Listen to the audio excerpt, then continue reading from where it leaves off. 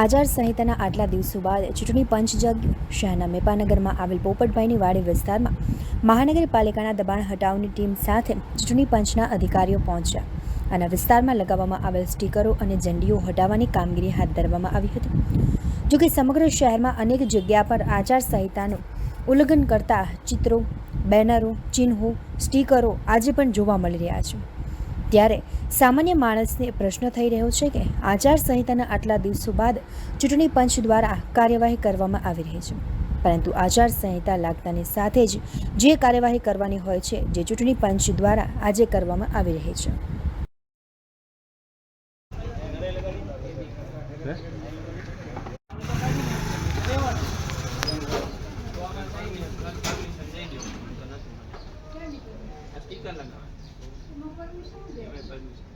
તમે ચૂંટણી હાલે બધાને પરમિશન દેવી.